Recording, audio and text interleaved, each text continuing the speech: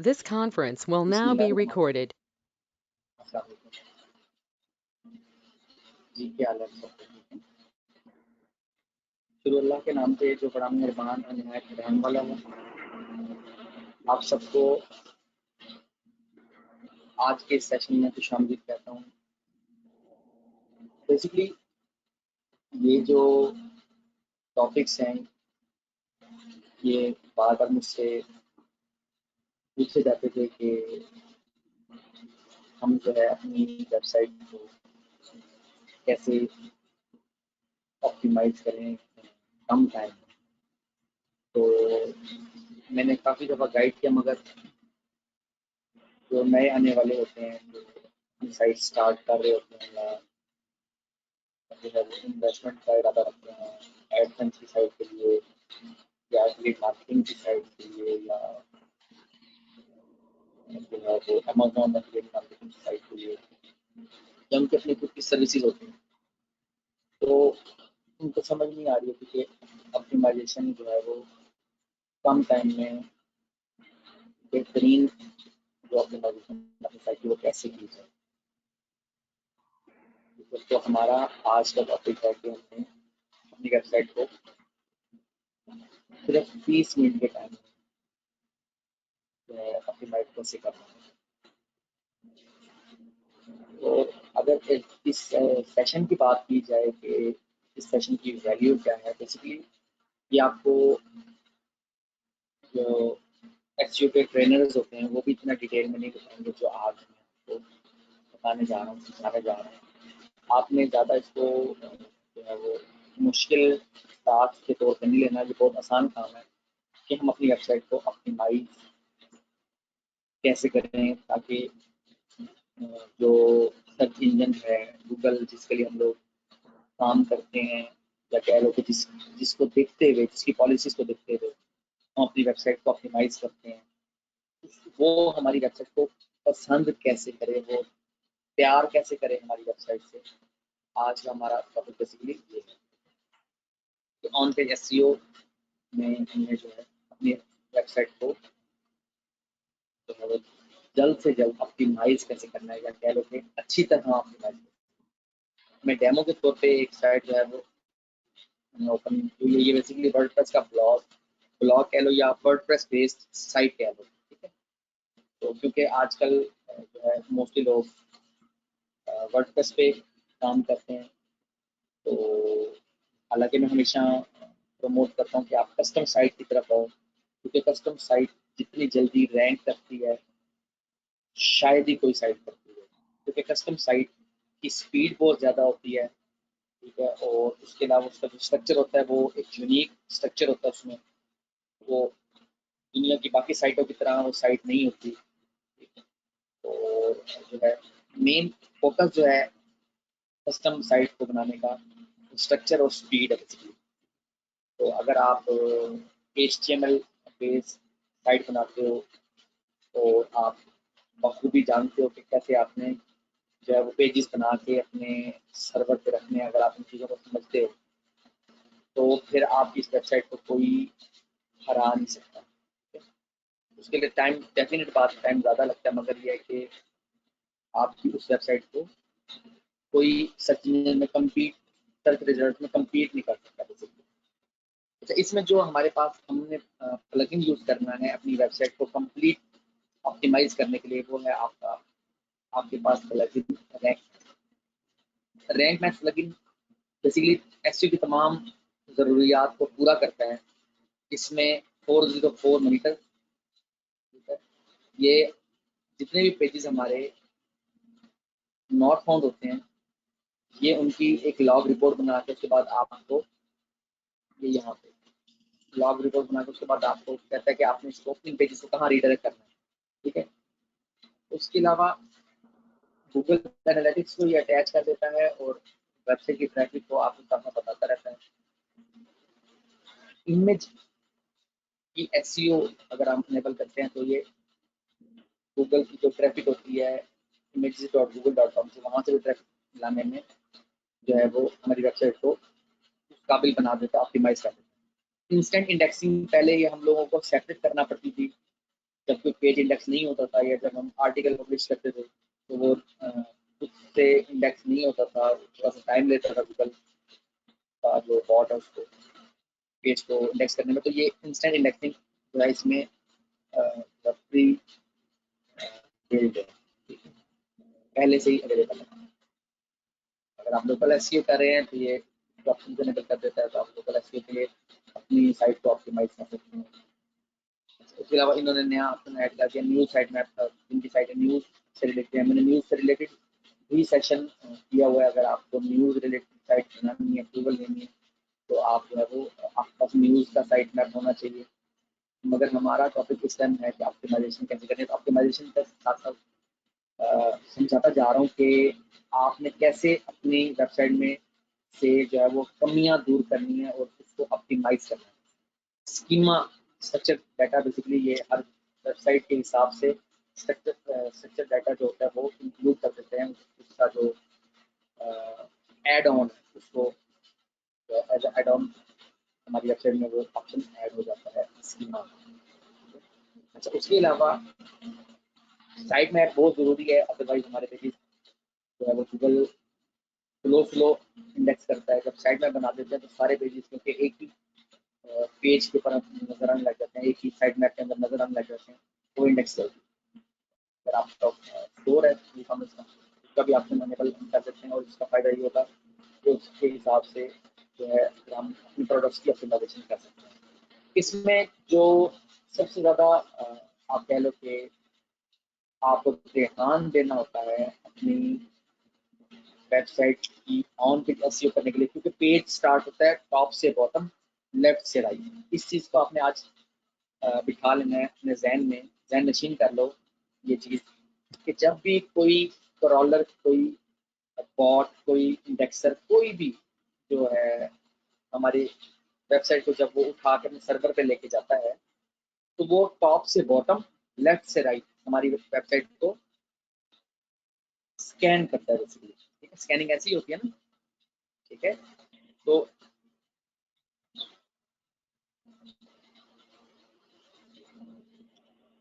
हम देखते हैं। मैं आपको जस्ट एक आइडिया देने के लिए, क्योंकि जब तक आप उस चीज़ों की अंडरस्टैंडिंग नहीं होगी तो आपको समझ नहीं आएगी कि ऑन पेज ऑप्टिमाइजेशन क्यों ज़रूरी है और क्यों ये एक दफ़ा आप एक स्ट्रेटेजी बना के आप अप्लाई कर देते हो, फिर जस्ट आपने आर्टिकल पब्लिश करते जाना है और ऑफ पेज एसईओ करते जाना है बस।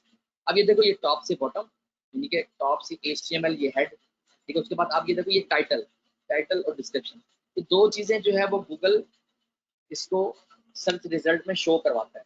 आप अगर थोड़ा सा स्टडी करो बेसिक्स को, बेसिक्स ऑफ एसईओ, मैंने काफ़ी लेक्चर्स में समझाया हुआ है।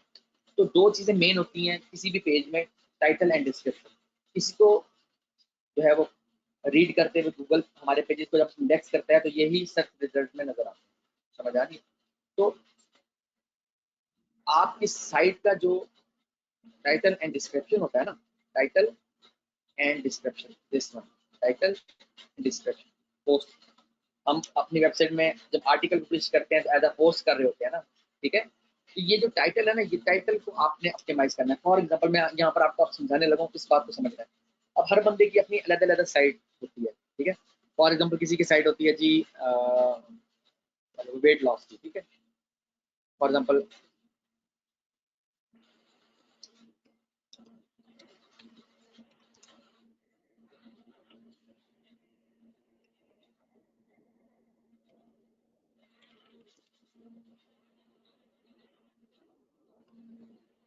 ये साइट का टाइटल हो गया,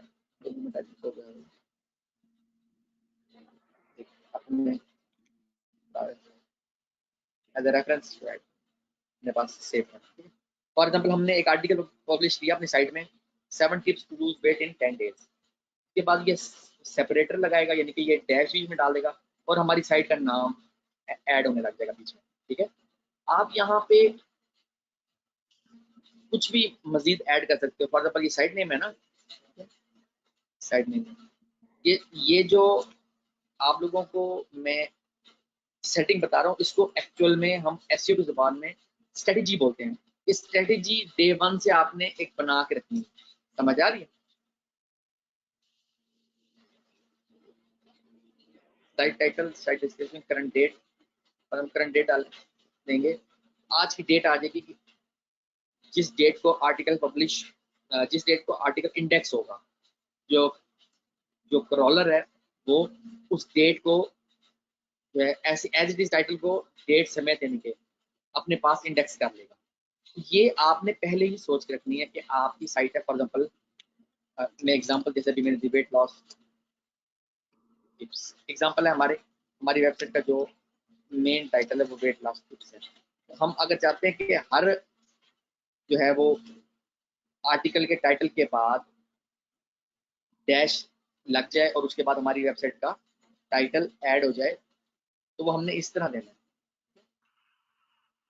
ऐसे। ठीक है, कैसे भला? ये साइट का टाइटल आ जाएगा यहाँ पे, ये साइट नेम आ जाएगा बेसिकली ऐसे। अभी क्योंकि मेरी साइट का नाम किसके लिए है तो वो आ रही है इस टाइम। यहाँ पर जो है वो टाइटल कौन सा, जो पोस्ट का टाइटल होगा वो आएगा। समझ आ रही है? तो ये आपने यहाँ पर कुछ भी मजीद ऐड कर सकते हो। फॉर एग्जाम्पल आप साइट नेम ऐड नहीं करना चाहते, आप यहाँ पर ऐड करना चाहते हो, फॉर एग्जाम्पल खुद से ऐड करना चाहते हो, ठीक है, कि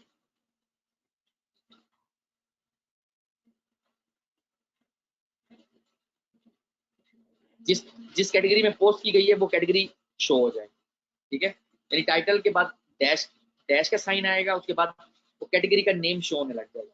समझ आ रही है? तो जब इंडेक्स होगा तो हमारी पोस्ट का टाइटल डैश पोस्ट की कैटेगरी, ये चीजें इंडेक्स होंगी। यानी कि हम ये खुद हमने कंट्रोल करना है, या कह लो कि ये हमने खुद से सेटिंग करना होती है। आपको प्लगइन्स बता दिए जाते हैं या आपको सेटिंग बता दी जाती है कि आपने ऐसे ऐसे साइट बनानी है, मगर ये नहीं बताया जाता कि साइट की आपने सेटिंग डे वन से क्या रखनी है, ताकि वो आगे जाके वो रैंक कर सके आपकी वेबसाइट। मैं यहाँ पर एक और एग्जांपल देता हूँ। आपका कोई स्टोर है, ऑनलाइन स्टोर आप रन कर रहे हो, आप बाय का वर्ड यूज करोगे। ठीक है, बाय का वर्ड यूज करने के बाद जो भी आपकी प्रोडक्ट का टाइटल होगा या पोस्ट का टाइटल होगा, ठीक है, वो यहाँ पे आ जाएगा। ठीक है, उसके बाद यहाँ पे डिस्क्रिप्शन में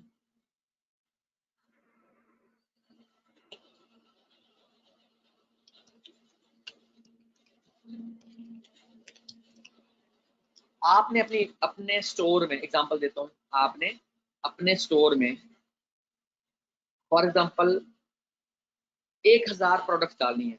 आप हर स्टोर का टाइटल और डिस्क्रिप्शन खुद जाके थोड़ी ना बनाओगे, आप एक दफा सेटिंग कर दोगे। और बाय द वे ये मैं पोस्ट के अंदर सेटिंग कर रहा हूँ, आपने यहाँ प्रोडक्ट्स में आकर सेटिंग करनी है। ठीक है, अगर आपका स्टोर है तो ये यहाँ पे आके, ठीक है, जैसे ये मैंने बताया लिखा हुआ है बाय, आगे पोस्ट का टाइटल आएगा, जो है मंथ और ईयर, उसके बाद ये मैंने मेंशन कर दिया ताकि एक ही दफा में सारी सेटिंग हो जाए। अब जब कोई भी मेरी मेरी प्रोडक्ट को इंडेक्स होगी या कोई ओपन करेगा फॉर एग्जांपल,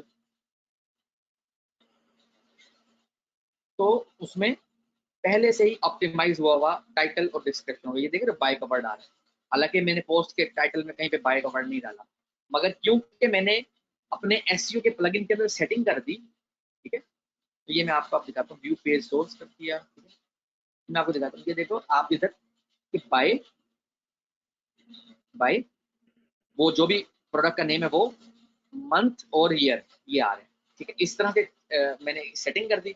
उसके बाद डिस्क्रिप्शन में मेंशन कर दिया कि बाय के बाद प्रोडक्ट का नाम आ जाए, उसके बाद add low price in Lahore, whatever जो भी मैंने ऐड किया, एक स्ट्रेटेजी बना के मैं चल रहा हूँ।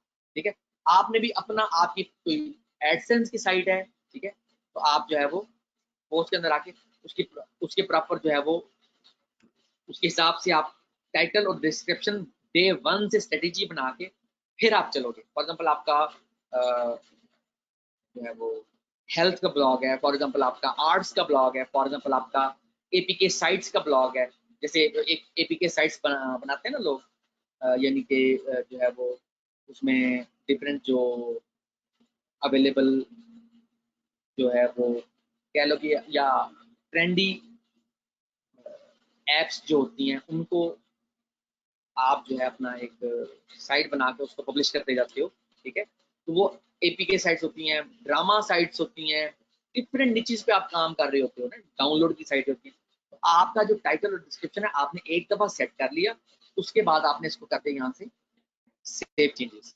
ये आपने स्ट्रेटेजी बनानी है पहले दिन से, और उसके बाद जो है आपने इसको अपडेट कर दिया। ये आप जितनी भी पेजेस आपके इंडेक्स होंगे वो इस हिसाब से होंगे, तो ये आपने पहले से बना के रखनी है। अच्छा, उसके बाद ये जो 404 वाला बता रहा था ना, आपके कंपेटिटर्स जब आपकी वेबसाइट की नेगेटिव एसईओ करते हैं ना, तो वो ऐसे पेजेस की तरफ बैकलिंक्स बना देते हैं जो पेजेस आपकी वेबसाइट में अवेलेबल नहीं होते।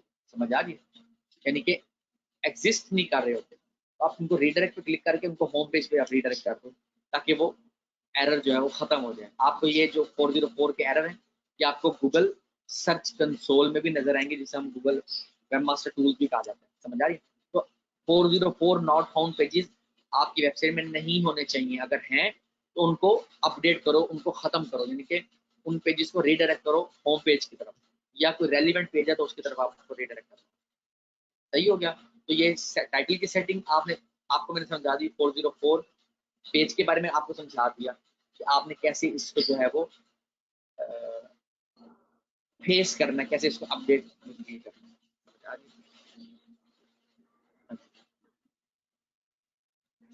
उसके अलावा अक्सर मुझसे ये सवाल किया जाता है कि जो है कौन सी ट्रैफिक सबसे ज्यादा बेनिफिट देती है वेबसाइट की बेसिकली रैंकिंग में। ठीक है, उसमें आप कभी क्या सुनते हो, कभी क्या सुनते हो, कभी सुनते हो जी कि अथॉरिटी साइटों से जो ट्रैफिक आती है वो बहुत ज़्यादा आपकी वेबसाइट के रैंकिंग में मदद देते हैं, जैसे कि सोशल मीडिया हो गया और इमेजेस बेस्ड साइट्स हो गई, बहुत सारी आपको बातें सुनने को मिलती हैं। मैं आपको यहाँ पर एक चीज़ बताता हूँ, जो यूज़र टाइप करके, ठीक है,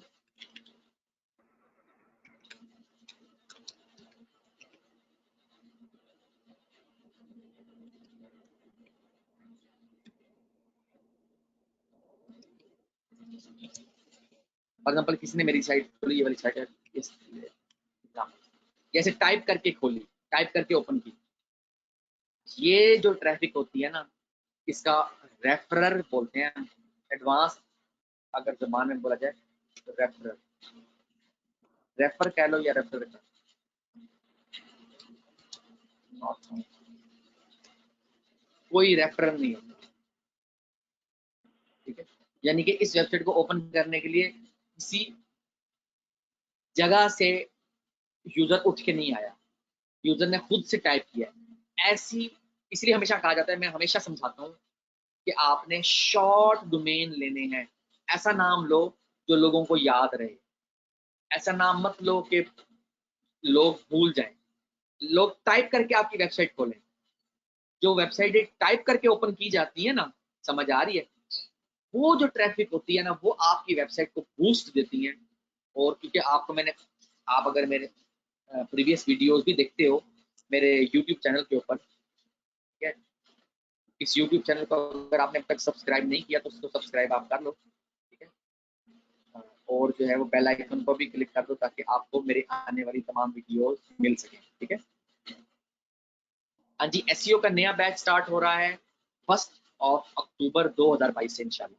ठीक है, हमेशा की तरह लिमिटेड जो है वो सीट्स अवेलेबल होंगी, और इस दफ़ा में हमारा फोकस होगा जो लोग अमेजोन पे काम कर रहे हैं अपनी प्रोडक्ट्स को लॉन्च करके, अमेजोन पीएल पे, ठीक है, या अमेजोन होलसेल पे काम कर रहे हैं, वो अपनी प्रोडक्ट को, अपने स्टोर को कैसे ऑर्गेनिकली जो है वो रैंक करवा सकते हैं, ज़्यादा से ज़्यादा सेल कैसे ले सकते हैं। इस दफ़ा का हमारा जो फोकस होगा तो ऐसे स्टोर्स होंगे, ऐसी साइट्स होंगी, ठीक है, ताकि आप जो है वो अमेजोन में जो लोग पीपीसी चलाते थे उनको वहाँ से रिजल्ट नहीं मिल रहा, कंप्लेन्स आ रही हैं, जो कंपटीशन हाई हो गया, आप एसईओ सीख के अपने स्टोर की, अपनी प्रोडक्ट की बेसिकली जो है वो रैंकिंग कैसे करवा सकते हो, उन पे ऑर्डर्स कैसे ले सकते हो, ताकि आपका स्टोर जो है वो अमेजोन पे जब एसईओ के थ्रू या कह लो कि आपकी वेबसाइट के थ्रू जो ऑर्डर जाएंगे वो आपकी वेबसाइट, आपकी प्रोडक्ट को रैंकिंग में मदद देते हैं बेसिकली, और आपको पीपीसी कैंपेन नहीं चलानी पड़ती। तो वो कैसे करना है, आपने अपनी वेबसाइट को रैंक कैसे करवाना है, बेहतर रैंक कैसे करवाना है, उस पर हमारा जो अपकमिंग बैच है 29वां बैच होगा एसईओ का, 29th बैच अल्हम्दुलिल्लाह। ठीक है, एसईओ की ट्रेनिंग को स्टार्ट हुए हुए ऑलमोस्ट जो है वो 8 ईयर्स हो गए, 8 साल, और अल्हम्दुलिल्लाह हज़ारों की तादाद में स्टूडेंट्स ने ट्रेनिंग ले ली हुई है। तो इस दफ़ा का जो बैच होगा वो इस चीज़ पे फोकस होगा कि आप अपना अमेज़न का जो पीएल कर रहे हो, प्राइवेट लेबल कर रहे हो, उसमें जो आपका स्टोर है उसकी प्रोडक्ट को या अपने स्टोर को कैसे आपने उस पर ऑर्गेनिक सेल कैसे लेकर आनी है, वो फोकस होगा इंशाल्लाह। और उसकी इनरोलमेंट स्टार्ट हो चुकी है। आपने बेसिकली जो फोकस रखना है वो ऐसी साइट, ऐसा डोमेन लेना है। हमेशा से मैं बताता हूँ, प्रीमियम डोमेन के बारे में मैं आपको गाइड करता आ रहा हूँ, सन 2013 से 14 से समझाता आ रहा हूँ। ऐसा डोमेन लो जो याद रहे, ऐसा डोमेन मत लो जिसकी समझ ही ना आए। ठीक है, अच्छा नाम लो, शॉर्ट डोमेन लो, अच्छे डोमेन रजिस्ट्रार से लो। ठीक है, और कम से कम 3 से 5 साल के लिए लो, ताकि आप उस नीच के अंदर, उस मार्केट के अंदर ज्यादा अरसे तक रह सको और गूगल आपको ज्यादा प्रेफरेंस दे सके, ज्यादा आपको अहमियत दे सके, इंपॉर्टेंस ज्यादा आपको मिले एसईओ के पॉइंट ऑफ व्यू से। ठीक है, तो ट्रैफिक की टाइप मैंने आज आपको समझा दी है। ये सवाल सेमिनार्स में भी मुझसे पूछा जाता है, मीटअप्स में भी मुझसे पूछा जाता रहा, कॉल करके भी स्टूडेंट अक्सर मुझसे सवाल करते थे, जो कि दिन रात एसईओ कर रहे हैं और जो मुझे फॉलो कर रहे हैं वीडियोस के थ्रू, चाहे वो पाकिस्तान से हैं, चाहे इंडिया से हैं, चाहे वो कनाडा से हैं, मुख्तलिफ जगहों से स्टूडेंट्स कॉल करते हैं, दुबई से कॉल्स करते हैं और वो गाइडलाइन लेते हैं। वो जो है वो अपनी जो क्लाइंट की साइटों पे काम कर रहे होते हैं, उसके लिए उससे जो है वो कंसल्टेंसी लेते हैं। मैं उनको फ्री गाइड करता हूँ, कोई उसके चार्जेस नहीं होते। ठीक है, तो उसके बाद सबसे ज्यादा जो सवाल पूछा जाता है कि बैकलिंक्स और एंकर टेक्स्ट, किस तरह के बैकलिंक्स और एंकर टेक्स्ट जरूरी होते हैं पेज 1 रैंकिंग के लिए। ठीक है, बैकलिंक्स तो मैंने हमेशा बताया है, अथॉरिटी बैकलिंक्स। ऐसे बैकलिंक्स बिल्कुल यूजलेस होते हैं जो आपको इजीली मिल जाए, जहां से पूरी दुनिया जो है वो बैकलिंक ले रही होती है। जैसे प्रोफाइल बैकलिंक होते हैं और कुछ लो क्वालिटी साइट्स होती है जिनके कमेंट्स सेक्शन से आपको ऑटो अप्रूवल के तौर पे लिंक मिल रहा था। वो वाली साइटें फजूल है, वहाँ टाइम जाया मत करो। ऐसी साइटें ढूंढो जहां पर हर बंदा जहां से लिंक ना ले सके। ठीक है, और बंदों ने 200 लिंक बनाए होंगे, आप 20 से 25 लिंक बना के उससे ज्यादा अच्छी रैंकिंग में आ जाओगे। ये मैंने काफी दफा बताया भी है, स्टूडेंट्स ने एक्सपेरिमेंट भी किया है और अल्हम्दुलिल्लाह उनको रिजल्ट भी मिला है।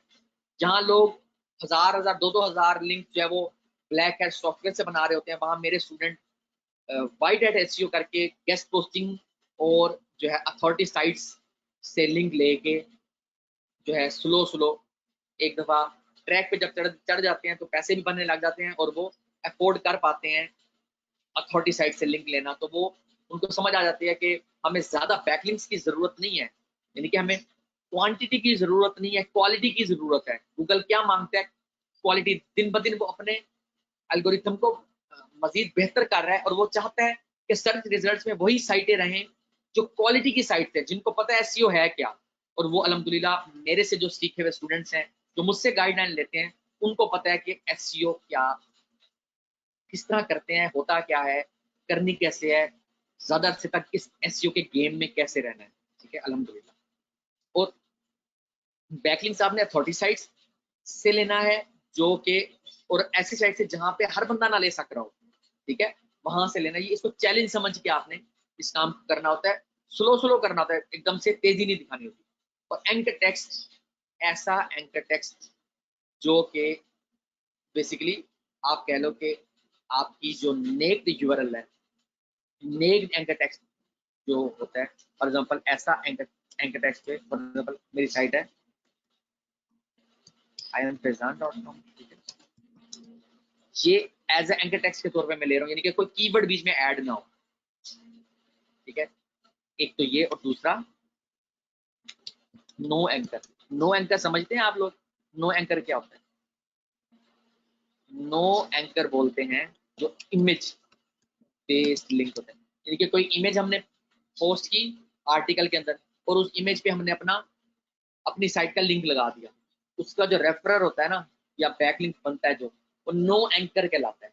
यानी कि उसमें कोई कीवर्ड तो हमने ऐड नहीं किया ना, इमेज की आल्ट टैग में तो हमने कीवर्ड ऐड कर दिया, मगर जो जो गूगल को सिग्नल जाता है, वो सिग्नल ये जाता है कि इमेज के ऊपर लिंक लगा हुआ है, so this one is basically no anchor, यानी कि उस पे जो रेफर के तौर पे जा रहा होता है वो नो एंकर जा रहा होता है, और इसकी बहुत ज्यादा अहमियत है, हद से ज्यादा अहमियत है।